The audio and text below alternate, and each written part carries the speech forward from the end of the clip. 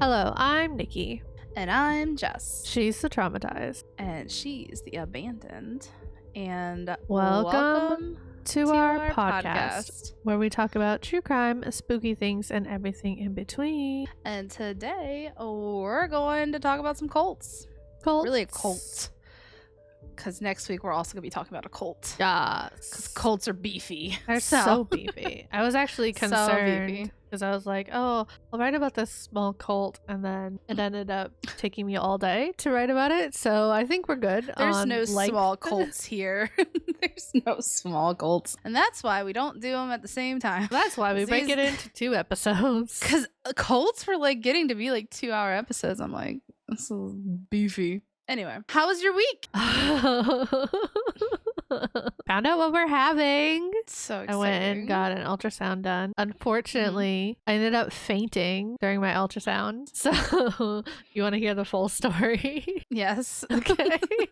So we're there. The ultrasound tech was really sweet. I loved her. I hope I get her next time. I have to go in. But we were doing the thing. I was laying on my back. So we were doing it while I was laying on my back, as you typically do. And I think we got like 30 to like 40 minutes in. And it was just like the one time that she had asked me multiple times, like, are you doing okay? Are you okay still? Are you know? But that one time that she asked me, it's like everything in my body like stopped. And it was like, no, not okay. But like, she says she saw me get like almost sick looking. Yeah. But right before you pass out, you go either really pale or almost green. Like you can turn green. Yeah, because I felt the full body sweat at once. Yes. Yep. And I've had this. I've passed out before, so I know exactly what you're talking about. Ugh. So she's like, all right, let's take a break. Do you want some ice water? I'll go get some ice water. So she left to go get some ice water. And I remember trying to sit up. And then the next thing I knew, I was looking at the ceiling on the floor. And so scary. And I just popped right up, went to the bathroom. And as I was walking out the bathroom door, she was walking in. And I was like, I think I passed out. She's like, oh my God, no. Like, are you okay? Why are like, you up? Why are you yeah, she's around? like, wait, what? Like, what if it could happen again, you know? Yeah. Like, you're not supposed to get up. So she was like, sit down. And she got me like cold water. She gave me the cold water. She gave me like cold washcloths. She was like, put this on your forehead, put it on your neck. Like, how do you feel? Like, what's going on? And I explained to her, like, I think my brain was like, sit and wait for her to bring me the water. But my body was like, go to the bathroom. And I think that's what I felt. Now, thinking back on it and finding multiple bruises on my body, I think I just fell out of the chair that I was sitting in, because I have a huge bruise on my thigh and I have a bruise right here. It's like a circular bruise. So I don't even know what I hit on the way down, and I had a bump on my forehead. And of course, later on I went to Walmart and I hit my head again, like right here. So I have 2 bumps on my forehead. All right, we're just putting you in a bubble until you have this baby. That's what's happening. But yeah, so I think I passed out on the chair and ended up falling, and that's why I was on the floor. But oh my God, I recovered quickly. And don't worry, I didn't drive home immediately after that because I had appointments after that. So I was at that doctor. I was in that room for at least 2 hours after I had passed out. So I was good by the time I needed to leave. But my blood sugar was normal and everything. I think I just like wasn't breathing very well because, you know, with an ultrasound, they're like pressing on your belly, they're moving, you know, it's just very uncomfortable. And I think I just like wasn't breathing at the same time that, you know, laying on your back while pregnant puts a lot of pressure on places. And so like, I think it was just like a combination of things, but I'm fine. So it doesn't tell me until later that night. And I was messaging her about something completely different. And she was like, oh, by the way, I passed out at the doctor. I'm like, what? That's not a oh, by the way situation. Well, what am I supposed to say? Hey, we're having a girl, by the way, I passed out. Like, yeah. No. Like, oh my God, that's great. Wait, are you okay? Like, are you good? Wanted everyone to have that. Like, I wanted everyone to have that, oh yay, I'm excited moment before like worrying about me. Okay. I was fine. I was with doctors, so like, that's true. But there is a good place to pass out. Right? Yeah. That's what I say. Like, I used to pass out when I just would give blood. Like if I had to get blood taken or if I had a shot, I would just pass out. I'm sorry. I'm glad you're okay. So I went to like my morning appointment at one hospital, then I had to go to the afternoon appointments at the other hospital, and then I drove home. And I'm glad there's a restroom, or there's like a rest stop halfway. So because baby girl was kicking. She was so pissed. Also, she's having a girl for all of you. You didn't actually announce that, but it was also really cute when you did it. Yeah, she's so feisty. She was so mad that somebody was pressing on her for like an hour. So she like was kicking my bladder all the way home. So I was like stopped and peed, and then I got back to my town, walked into Great Clips, and I was like, yeah, just that, and touch up my undercut. And then from there I went to Walmart because they're like right next to each other. But went to Walmart, was looking at like maternity clothes. Their like maternity section is so empty. They're also rearranging our Walmart, so things are like so close together. So I bent down, hit my head again, and I was just like, I'm done. I need to go home. You need to go home. You need to go lay down. Jeez. I think I went to bed early that night. I was just done. I was so I done. can imagine. That is a long day. That is a long and busy day. So long. But yeah, and passing out takes so much it's such a weird feeling because like your body is just like, meh, I'm done, and then you wake up, you're like, I'm tired. Like I don't know, I always wake up tired and like really out of it. Yeah, so. It was strange. How was your week? It was good. I don't remember the beginning of the week. What did I do? I don't remember. It's every weekend. I literally even said it today. And I was like, I'm going to relax next week.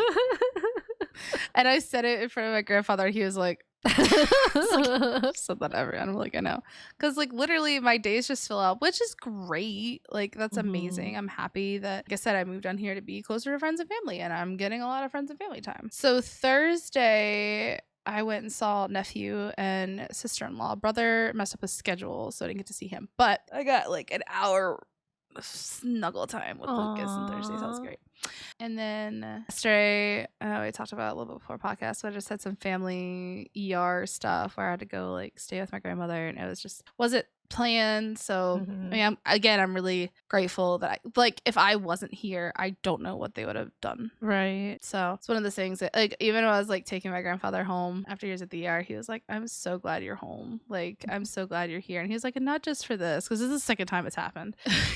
He's like, not just for this, but like I'm just really glad you're back. And I'm like, me too. It was good. It was tiring. And next week I'm gonna relax. I'm gonna fill up my days after work, and it's gonna be great. It's gonna be great. Great. Yeah, so it's good. I love my job. We're getting into it next week. I'm gonna be like on the floor. So exciting stuff. Gonna start making commission, so hopefully those bigger checks come rolling in. That'll be great. Okay, fun fact of the day.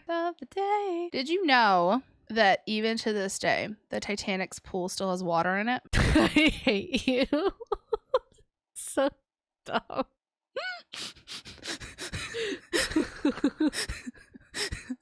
It's not my fun fact of the day, but it's on Facebook, and so did you know that there's new information that came out that they think that instead of the iceberg hitting the side of the ship, it hit the bottom of the ship, like they ran over it? Yeah, because the paint wasn't like messed up from like the side of the ship, right? Which also apparently was something they had suspected at the time of the incident. At the time of the incident, they thought they had ran over the thing and not sideswiped it, but somehow over the years it changed to like sideswipe. Probably the movie. Anyways, the real fun fact of the day. Did you know a pineapple is neither an apple nor a pine, but in fact a large berry? It's a berry? It's a berry. I guess that makes sense. It has like things like a strawberry kind of does. Interesting. Right? Real fun fact of the day. Fun fact. All right, guys, we're buckling up. This is going to be a two-parter. I think we said that before. So I'm covering one cult. Jess is covering another cult next week. All the cults information. And mine's actually, for the first time, mine's not a sex cult. So there's that. Don't worry. Like every single time. Worry. I picked up your flag for you. Yeah, a sex cult. It's not funny. No, it's not funny. But I feel like there's three. Right? I feel like it's either a sex cult, or it's a suicide cult. True. Or it's like a human sacrifice cult. You know what I mean? Yeah, I feel like most cult leaders, though, are just like predators that for sure just want to collect yeah. victims. Yeah, got a little bit of that narcissism in them. Yeah. All right, tell me all about your cult. I'm so excited. So I don't know if this is like the official name of it, but it's kind of the name of it. It's called Sarah Lawrence Sex Cult. Ooh, okay. So, my intro. As a sophomore in college, you have your whole life ahead of you. Anything is possible. That is, until one of your roommate's dad comes into your life. Dun, dun, dun. What? Right? Okay. Random. Yeah, scary.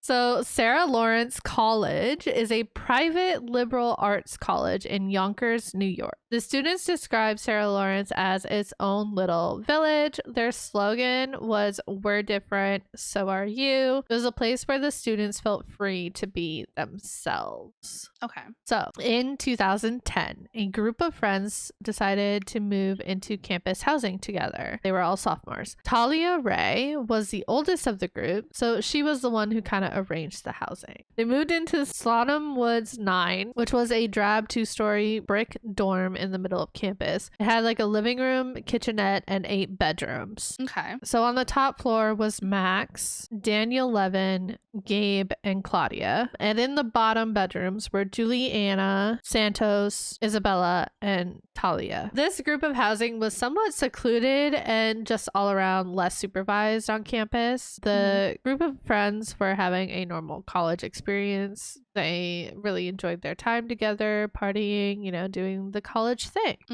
These students were in some ways typical Sarah Lawrence students, artistic, bookish group of introverts with good grades. Some were also sensitive and commonly for typical 19-year-olds searching for guidance. Because we're all young and we all, we're figuring out life. Yep. So Talia Ray, like I said, was the oldest. She had big plans. She wanted to be a lawyer. She wanted to help people like her dad. Talia would constantly talk about her father anytime she could, even at like parties and stuff. It was kind of obsessive, kind of weird. She would talk about how he was a hero, served in the military, how he was in jail, but he was innocent. So that's the whole reason why she wanted to be a lawyer, to help innocent people. That makes sense. Okay. Soon after moving into the house, Talia announced that her father was getting out of prison. He needed a place to crash for a bit, but none of the housemates really minded. Enter Larry Ray, who looked just like a regular dad. He would stay in the common room, cooking dinners or ordering delivery for Talia and her housemates. And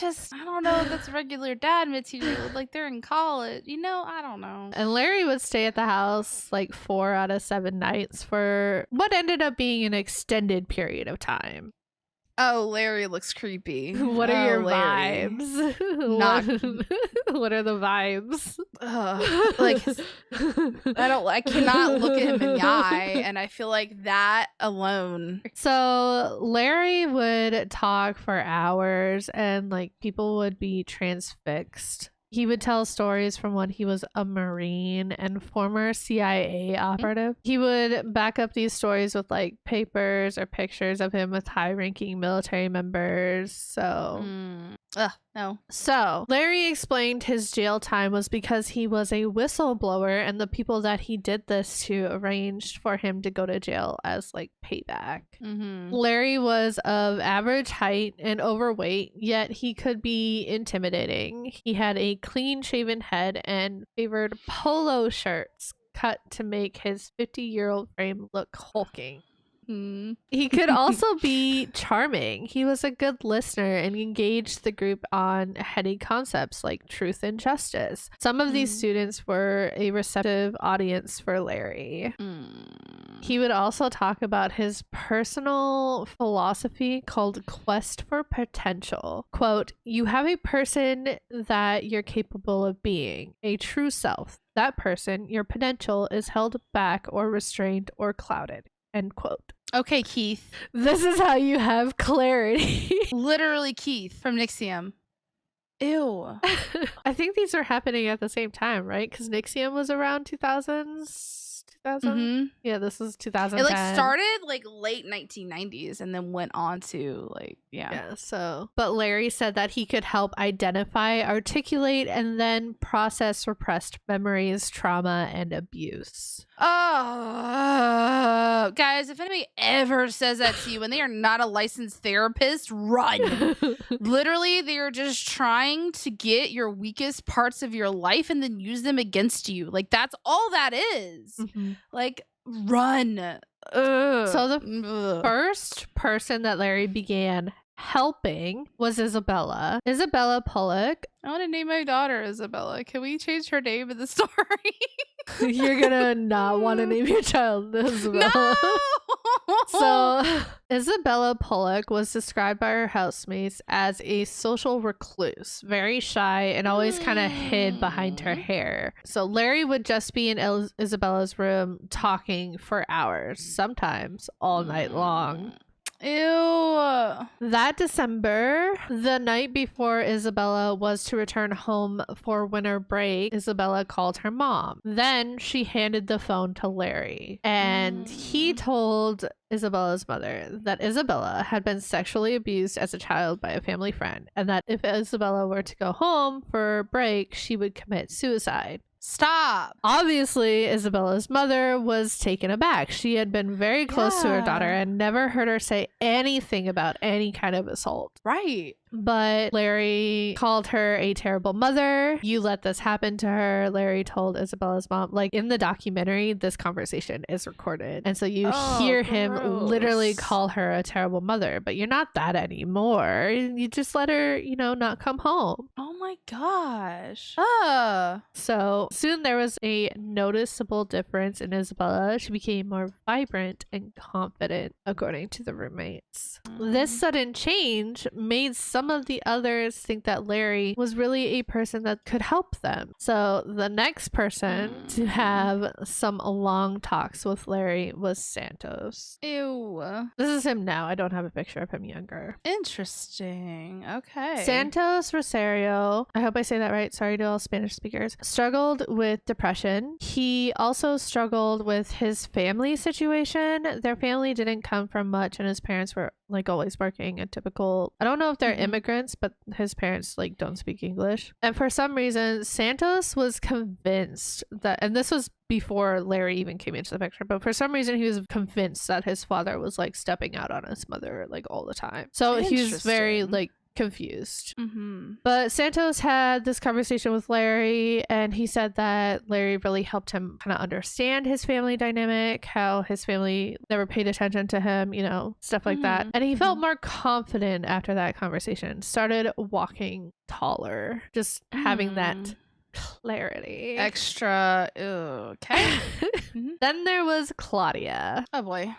Okay. Claudia Drury was described as having a chaotic, artistic personality. Interesting. Yeah, one of her best friends from high school said she was so smart and creative. I think what she was best at was telling stories. So she would like embellish a lot of things, which is okay.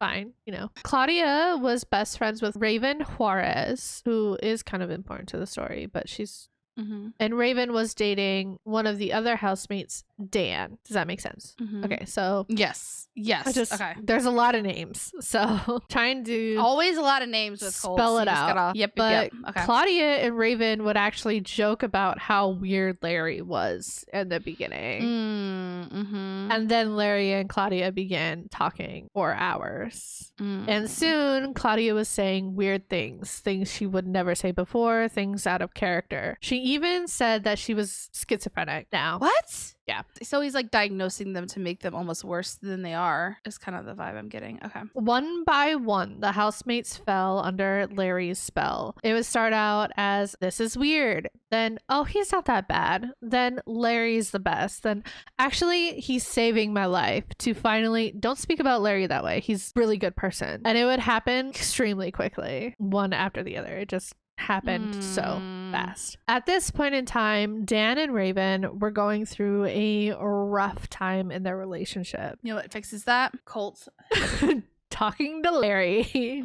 Daniel Levin had always struggled with his sexuality since hitting puberty. He was just kind of confused. And in his relationship with Raven, he just kind of didn't understand what to say or do. You know, like a young kid in a young relationship, in a new relationship, or, you know, if you've never been in a relationship before, you don't want to say the wrong thing, or, you know, it's a difficult time for everybody. It's scary, right? For sure. So Dan met with Larry for coffee in New York City. Larry asked Dan if he was attracted to men, and Dan said no. Larry told him straight out, "You're not gay, okay? You're not gay." Done. Yep. And to Dan, this felt like an extreme relief. Like, oh, the weight of the world is off my shoulders now. Like, I'm not gay. Like, just because Larry told me.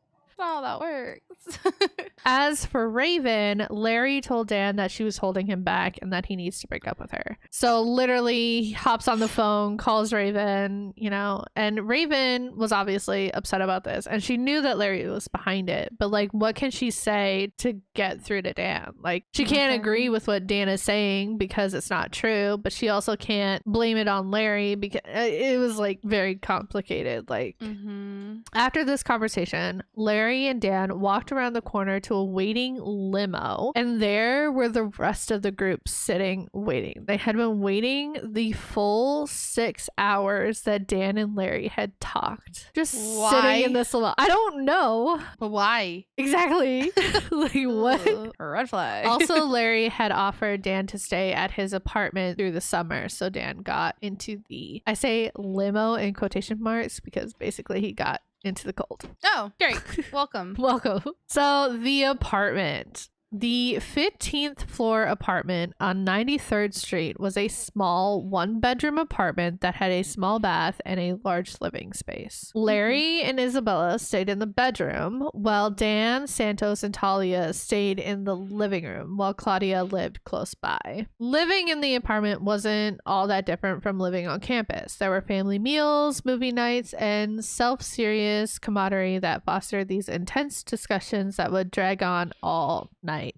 Larry's core program of personal transformation happened on nights they stayed in. After a late dinner, everyone would gather in the living room for a marathon discussion in which the group interrogated one person about anything and everything. Marathon discussion. That's super interesting. Usually the person being questioned had landed in a hot seat because he or she had done something Larry didn't like. Larry would have these discussions last hours and hours till the person being interrogated was just exhausted.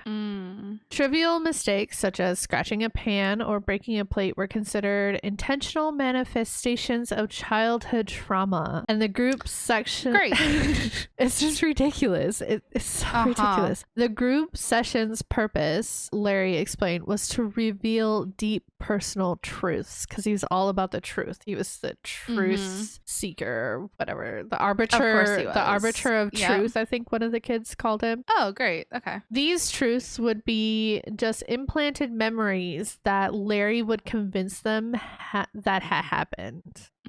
So the kids would get so emotionally and physically exhausted that they would basically confess to anything. Oh God. Okay. Small mistakes weren't just symbols of childhood trauma, they were evidence of the kids trying to sabotage Larry's program of self-improvement. Santos kind of took the brunt of the manipulation, probably because he had dated Talia for a short time. Santos didn't know what he had done wrong, and no matter what he would say, Larry wasn't happy. Larry would also get the other group members to join in on the sessions while interrogating. Most of the time it was like he was interrogating someone and the group was just silently watching. If he wasn't getting the answers he liked, he'd be like, "Oh, Dan, isn't this fucked up?" And Dan'd be like, "Yeah, it's fucked up. Just answer the question," or whatever. But Talia and Isabella would always be right there to back up Larry. So they were constantly like his little minions. So eventually Santos confessed to destroying things in the apartment, and he was to make a list of all the things he supposedly broke, and he would give it to Larry. Larry would ask him, you know, "Are you being forthcoming? Is this everything?" And so Santos would go back and add more, and it would go back and forth until almost everything in the apartment was on that list. Oh. Then Larry said to fix this, Santos needed to pay Larry back. No. The total of this list was supposedly $47,000.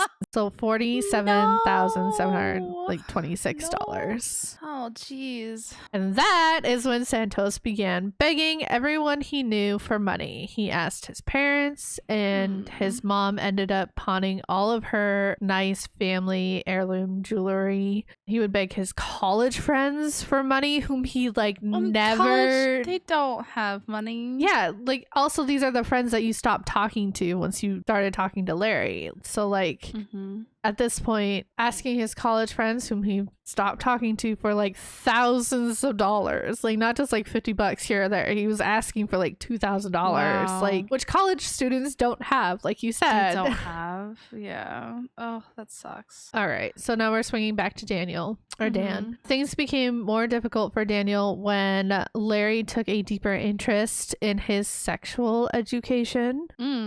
One night, Isabella came out of the bedroom and began kissing Daniel on the couch, and in his words, they hooked up. He didn't really go into detail about what that meant. Okay. Afterward, he kind of felt that she was sent out to him by Larry. Next thing he knew, it was like he was enrolled in a sexual education class. Dan described it as Larry was the professor and Isabella was his TA. So Larry would, this is the most ridiculous thing I've ever heard. Larry would put on 13th century Gregorian chants. What? Wait, what? Because it was the best music for sex, according to Larry. What? Why? What? So next time you want to be intimate, I suggest you try. Let me just throw on some Gregorian chants. What? Can we play a clip of what those sound like? Yeah. for research purposes? Research purposes. Are you ready? I don't know. What?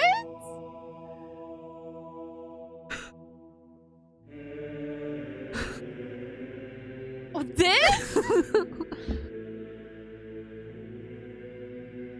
This? Yeah.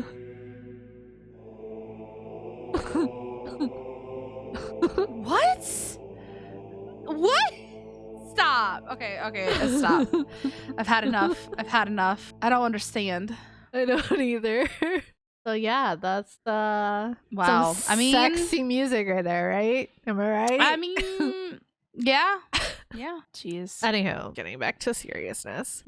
In these lessons, let's call them, Larry would instruct Daniel and Isabella how to have sex. He would teach him how to tease and stuff like that. Ugh, can we not? Okay, sorry. No, I'm fine. I should have kept that out. No, we'll leave it. It's fine. The sessions became regular, and Larry would sometimes participate, and Dan says that's where his memories lock up for him. Wow. So yeah. Yikes. Crazy. Now we're gonna swing over to Claudia. Claudia, out of the blue, sent a strange letter to the dean of students at the college. Basically, in this letter, it was defending Larry and that he was a good guy, and it was very strange, and it didn't sound like Claudia. It sounded like Larry. And Raven is the one who speculated that Larry is either the one who wrote the letter or strongly influenced the letter in a way to dispel rumors about him that were going around campus. And it was at this point that the former housemates started to get worried. So this is Max, Gabe, and Raven who are okay. And even one of them said in the documentary, at this point, this is when I thought of the word cult. Well, at least you thought it. There's that. At least you got there. Oof. Okay. But I bet you're wondering, who is this Larry guy? Who is he?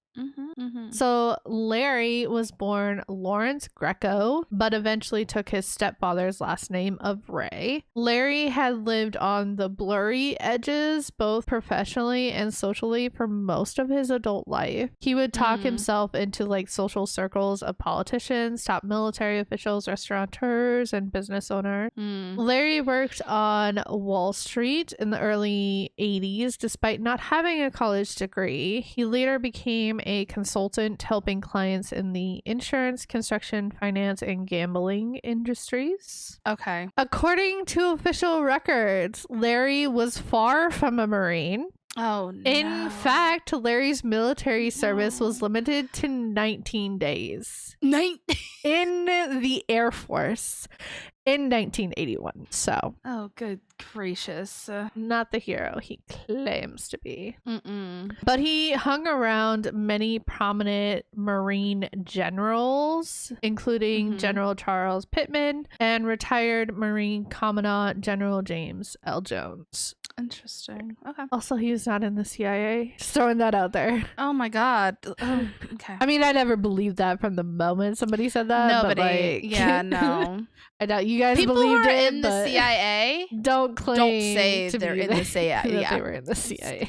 Yeah, you don't know that they are until you just don't know. So in 1995, Larry met a young NYPD detective named Bernie Carrick. Carrick had recently been promoted from being Mayor Rudy Giuliani's driver to the director of the New York City Department of Corrections Investigations Division. So a big promotion. Carrick was impressed by Larry, who exuded a macho, streetwise charisma and had valuable connections. The two became friends, in fact, best friends, and Larry would be the best man at Bernie's wedding. Carrick helped introduce Larry to some of his law enforcement contacts, including an FBI agent named Gary Ur, U-H-E-R. Yeah. Ur. Okay.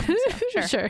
Sure. Larry claimed he could provide Ur with information on his mafia contacts. So Ur took on Larry as an informant, and the two began meeting 3 or 4 times a week. One of the most promising bits of evidence Larry claimed to have was information on a pump and dump stock scheme. Oh. Right. After a few years of working with Larry, Ur realized that Larry had used his role as an FBI informant as a cover for his own involvement in that exact pump and dump stock scheme. Interesting. Oh, okay. And in March 2000, federal prosecutors in Brooklyn indicted 19 defendants, including Larry, for their involvement in the securities fraud scheme. So Larry was charged with agreeing to pay a $100,000 bribe to an executive of a bond brokerage. Larry, at this point, reached out to Bernie Carrick, his best friend, who at this point was New York Police Department police commissioner, and Larry asked him to reach out to the head of the FBI to get his charge dismissed. Bernie obviously refused. He's like, no, I love you, bro. I'll do anything for you. Not this. Not that. Do anything for love, but I won't do that. Yeah. Larry pleaded guilty to securities fraud, and in 2003, he was sentenced to 5 years probation. In 2004, Larry's wife, Teresa, filed for divorce. A few months later, Teresa called the police to their house and claimed Larry had hit her. A source close to the family said that when the police showed up, Larry and Talia, then 15, accused Teresa of child abuse. What? So this gets really messy, obviously. In 2005, Larry received a psychological evaluation. It was conducted as part of the custody trial with Ray's ex-wife. So let me explain real quick. They actually have 2 daughters, which I didn't know until like researching. Okay. Because they don't bring up like the second daughter in the documentary at all. Yeah. So they were fighting for custody at this point between the 2. So this evaluation, the psychological evaluation of Larry, was part of that custody trial. This is what the evaluator said. Are you ready? Oh God, I am. Nope. probably not. I'm gonna grab a crystal. Okay, go ahead. I'm gonna grab two. It is literally impossible to evaluate Mr. Ray in the usual clinical manner, concluded the evaluator. His personality dynamics are so configured that he is able to manipulate and control almost any situation in which he finds himself, including a psychological review with a forensic examiner. No matter how experienced that examiner may be, Mr. Ray is very good at what he does. Wow. Right? That's intense. Crazy. Wow. The report concluded that Larry had manipulated Talia into making the abuse allegations. So basically, when asking Talia, she would say her mother was so abusive, sexually assaulted her, all these things. And then they would go to the other daughter, and the daughter would say, no, my dad just wants me to say those things. So as you can see, from a very young age, he had Talia already in his grasp of manipulation and bullshit. I mean, we could tell from the first line of her talking only about her father. Yeah. So in 2006, Larry was arrested after his then girlfriend accused him of trapping her in their apartment, pinning her down, and putting his hand over her nose and mouth. The domestic violence arrest was one reason federal prosecutors argued in 2007 that Larry had violated his probation in the pump and dumps conviction. And I tried looking everywhere. I don't know when they arrested him or how long he spent in jail. I guess we know that he got out in 2010, but I couldn't find any information on that first arrest of when he actually went into prison for that. Interesting. Okay. Once Larry got out of prison, a friend, Lee Chen, said that Larry can crash on his couch till he gets on his feet. But instead, Larry just took over the apartment. Oh no. So if you haven't figured it out, the apartment that all these kids were staying in was not actually Larry's apartment. It was Lee Chen's apartment. What? And Larry just took over Lee's apartment, and soon it was filled with all these random students, and Lee started to spend more time away from his apartment, almost to a point where he stopped going to his own apartment altogether. What? How do you, but why? Why would you let that happen? Wild. So crazy. So now we're going to go back to the apartment, kind of flash forward. The mental abuse would continue, with all of a sudden this Carrick conspiracy being an obsession of Larry's, because his friend Carrick didn't back him up with his FBI stuff. He's out to get him. Him and his ex-wife are out to get him, out to get Larry. Yeah, they are.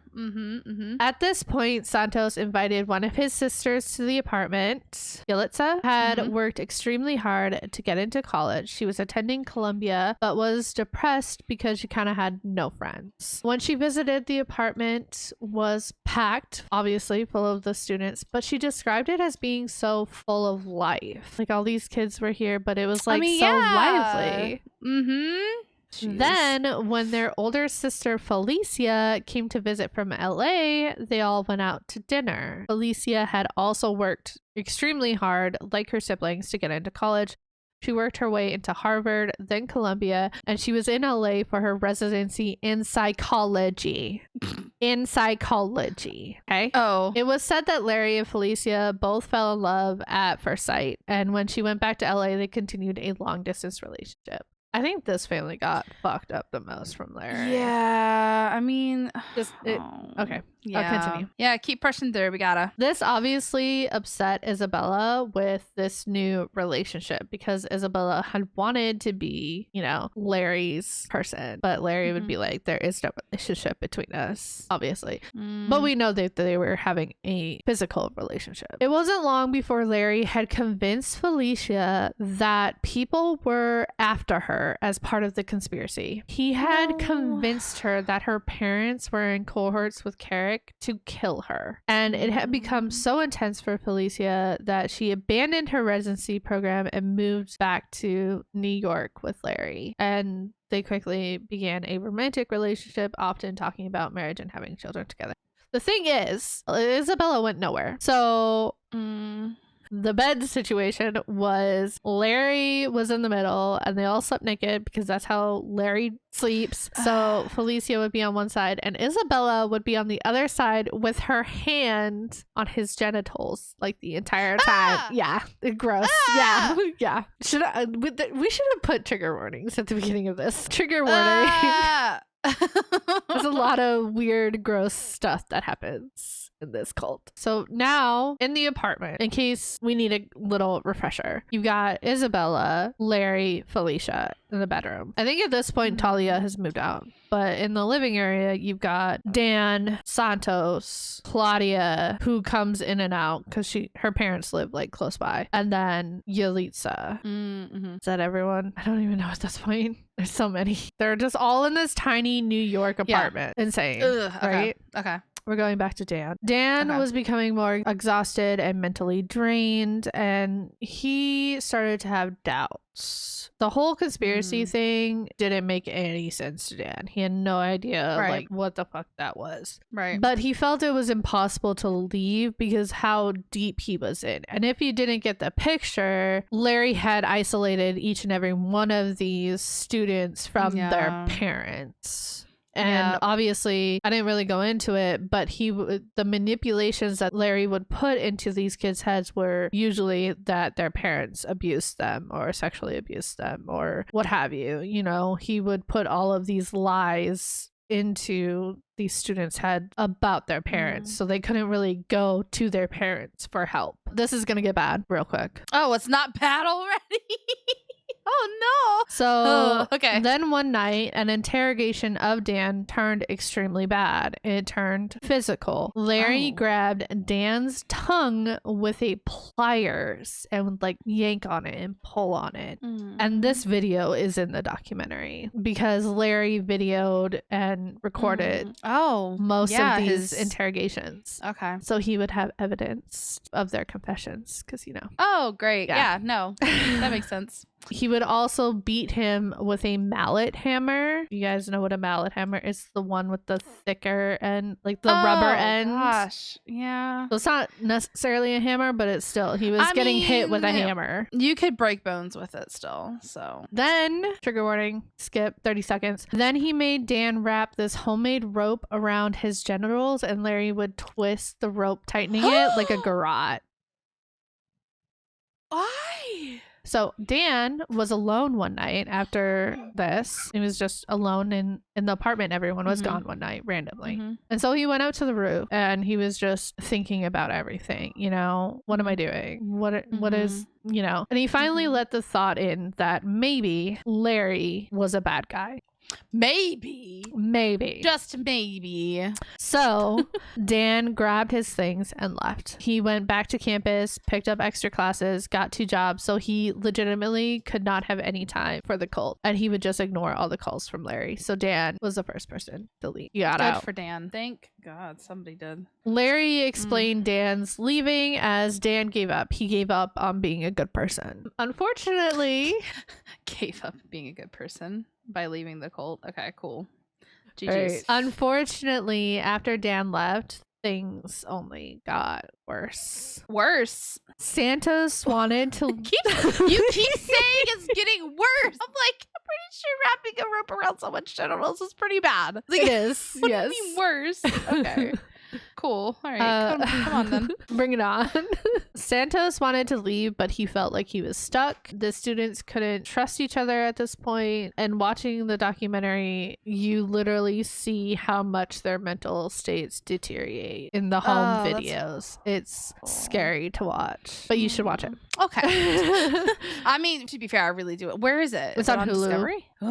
So Santos was actually put on medical leave from school. At that point, he had nothing. He had no classes. He had like no friends other than the people in the apartment who at this point he couldn't trust because Larry had all pitted them against each other over and over again. Wow. So all he had was that apartment He just sat in that apartment. Dan, Talia, and Isabella, though, graduated in the spring of 2013, and Claudia graduated a semester late in the winter of 2013. In the summer of 2013, the group ended up in Pinehurst, North Carolina with Larry. They stayed at a property of his stepdad so Larry could try and fix it up for him. Once there, he put the students to work installing a new drainage system in the yard. So I guess so the yard wouldn't flood when it rained. Okay. Soon, Claudia, Yalitza, and Isabella began asking their friends and family for money, saying they had damaged Larry's property. Oh boy.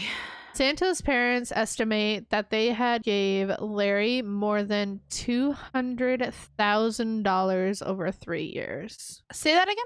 Santos' parents, so Santo, Yalitza's, and Alicia's parents, said that they estimated that they gave Larry more than $200,000 over the years. Over 3 years. Like they had to sell their home and everything. Why did they do that? Why would you do that? Would you do that? Like, God forbid Beanie's like, yo, mom, I need $200,000. Would you sell your house? I don't know. I don't think I would. I'd be like, sir, I don't know what you've gotten into, but you need Jesus. That's a lot of money. That is like, that's a lot of money. Yeah, I don't know. I don't know if I wouldn't give that kind of money away. I'm not a parent. That's why I was asking you. But like, I'm like, I don't have that money to give away.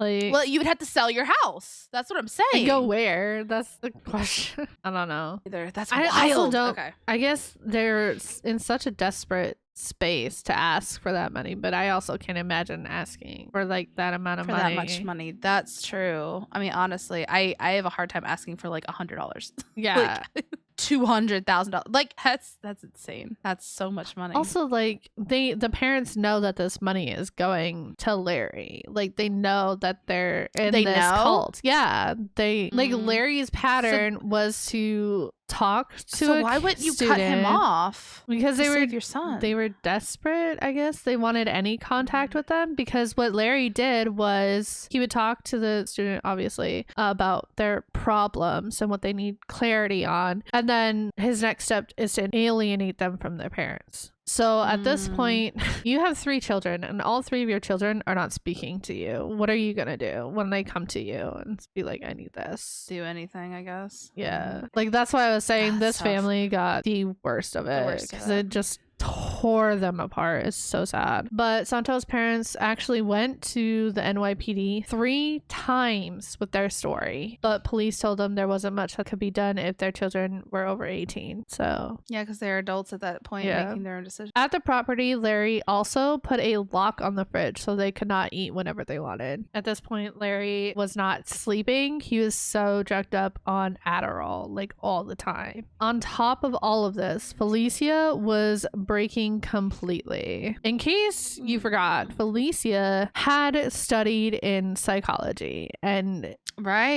it's insane how broken he made her as a person who like should have been had a background and should have seen the red flags. Yeah. Well, they do say like the people who went to business school, like myself, are the worst at keeping track of money. So I wonder if that like personal money, you know, like I'm very good at telling other people how to manage their money, but my personal, like maybe that's something very similar. Like you know, it's, you're good at managing other like psychotherapy, but when it comes to your own, it's like But Felicia was so broken. It was like her brain regressed into a childlike state. She would just like not even like say sentences. She would just yell and throw tantrums, and it's so hard to watch in the documentary. It's so hard to like watch her break.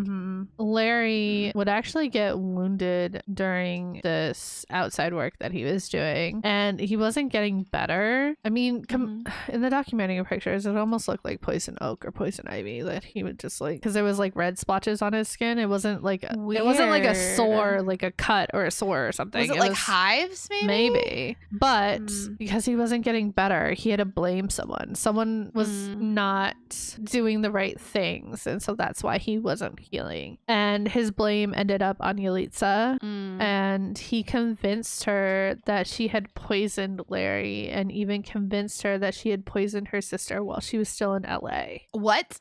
And how do you And that's the reason for Felicia's mental state being so bad, is because her sister had been poisoning her all these years. He made her confess to the poisoning and that it was all part of the conspiracy. Comes back to the conspiracy. It always comes back to the freaking conspiracy. Yikes. And that was kind of Yalitza's breaking point. She realized that she had just confessed to poisoning her sister. Like, what the fuck is going on? And one night she just got up and walked out the door, put on her shoes, and just walked away. In the middle of the night, she made her way back to New York City and lived in supportive housing for a while because she didn't feel comfortable reaching out to her family from all the lies that Larry had put into her head. And again, Felicia at this point was not a functioning human. One day, Santos just left with only the clothes on his back. Wow. He had to try and figure out how to live again. He had to try and unravel all the knots that Larry had constructed in his brain. Seriously. So that's 3 people who have gone out, but not unscathed, obviously. Isabella, Felicia, and Larry went back and continued to live in the apartment on 93rd Street. In 2014, Chen evicted Larry. Chen was increasingly disturbed by Larry's treatment of the young adults living in the apartment, not to mention the renovations he had undertaken. Chen won the eviction case, though it would take almost another year to get Larry out of his apartment. Larry, Felicia, and Isabella moved to a friend's house in New Jersey. Okay. We're going to talk about Claudia for a bit. Buckle up. Oh, good gracious. Really? It gets worse. I don't understand how you could keep saying that. I don't understand how you could keep saying it like that's okay.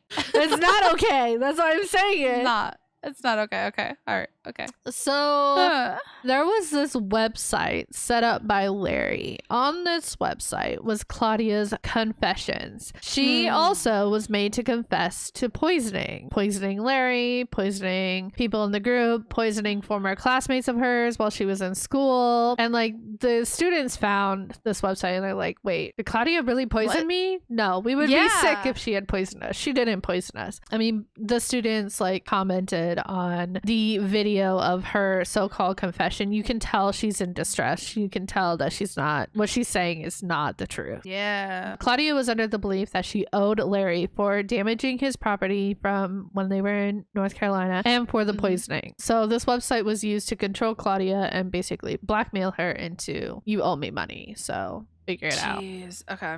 And on this website was a random phone number that led to a Twitter page that had a link to an escort page. No. That was Claudia's. What? The mounting debt led Claudia to go into sex work at Ray's behest, at Ray's direction, starting in 2015. I need to light my incense. I was not prepared for this. Okay. She learned from the very start that the money she made as an escort would not be hers. Her first encounter as an escort earned her $700, in which she planned to give Ray $200. When he found out, he got extremely mad and ended up taking all $700 of it. So Ray was her pimp. Yes. Cool.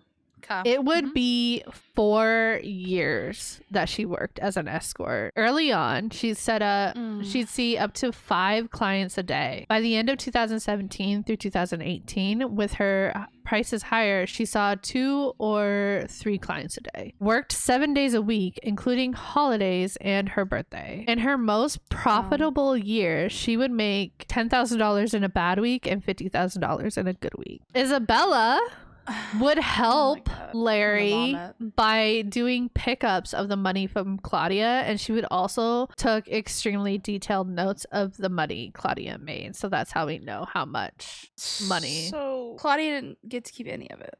All in all, in 4 years as a prostitute, she earned $2.5 million for Larry. Side note, did you know that they're trying to make prostitution legal? Because that way they could get him like health benefits and stuff like that. That'd be nice. Right. Because I mean, that's a lot of money. You can tax them too. Exactly. You could they'd be safe. Yeah. Because it'd be people. It's one of those things. People are going to do it. Yeah. So anyway, I'm just trying to lighten the mood. Sorry. Well, you might want to get a second buckle. I'm literally nauseous. Okay. All right. Larry would also show up to her hotel rooms and physically assault her.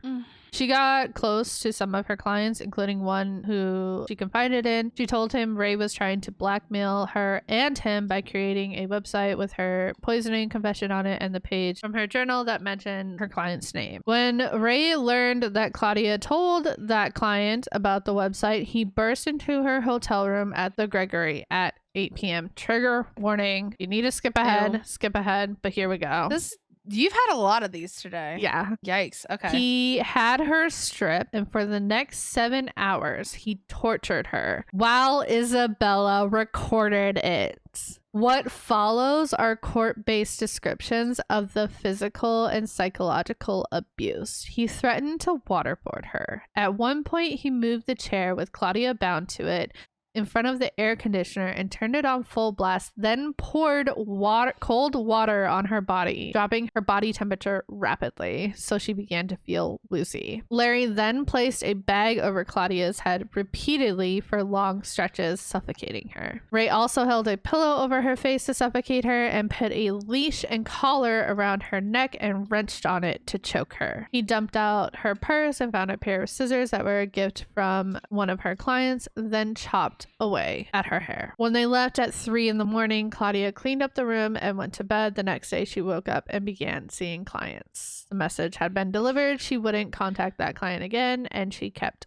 working. But that night at the Gregory crossed the line for Claudia and changed the way she looked at Larry Ray. She was terrified of him. She worked as a prostitute until April 2019 when the former client that she had told about the website phoned her out of the blue and offered to help her leave. She bought a train ticket to Philadelphia and the client got her a hotel room there, gave her money, food, and housing, and to speak to psychiatrists about what she had been through. He also paid for an attorney, and in July of 2019, Claudia jury began meeting with the government to detail what had happened. Within months, Ray would be arrested at his home in New Jersey. So good on that client. Like, right. Thank God. So the trial, Claudia was one of the main witnesses for the trial. So she spent days on the stand testifying to her story. After weeks of testimony in April 2022, a federal jury quickly convicted Larry Ray on all charges of his 15-count indictment, including racketeering, sex trafficking, money laundering, tax fraud, and other offenses. Side note, Larry would fake having a seizure twice during the trial. How do you know that you fucked up? Wait, so do people look at him and not get like icky chills down the back? I guess like, how not. Do you? I don't know. People probably don't have that sense like we do. Like, guys, make it go away. Larry was sentenced to 60 years in prison, basically a life sentence for the 63-year-old man.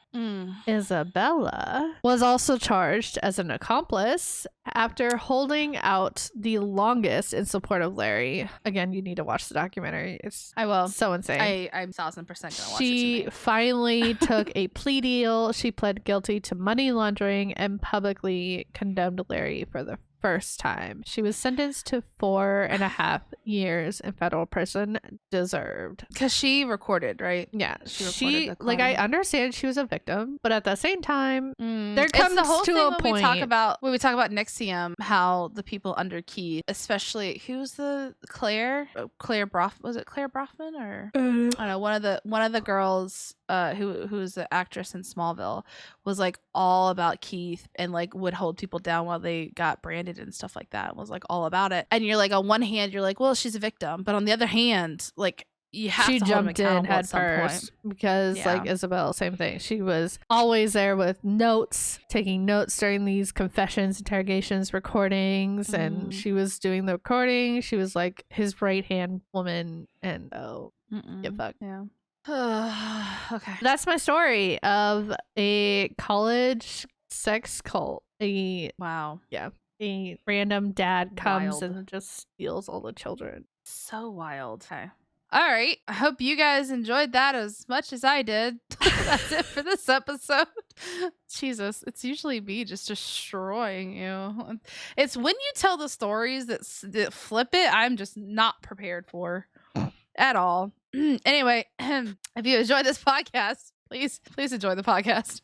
Don't forget to follow us. Leave a comment if you're watching on YouTube. Hi. Like and subscribe, guys. Guys, I think we're getting close to 30 subscribers. Be that 30th. Do it. Or the 29th. I don't know how many. I think we're at 29th. Be the 30th. What if we already have 30 by the time it's going? Well, maybe. Subscribe. No, we love seeing that, girl. It's awesome. We're coming up on a year doing this. And it's jumped the past couple of weeks. Crazy. Yeah, just watch the numbers go up. We little by love little. you guys.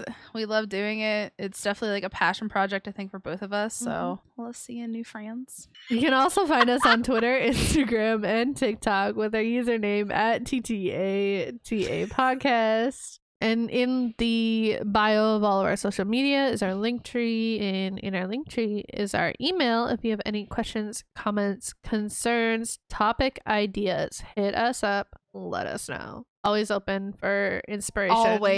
Always, guys. Like literally anything. We'd love to hear from you. Thanks for listening. Next week is our part 2 of cults. My turn. We're going to be talking about not a sex cult.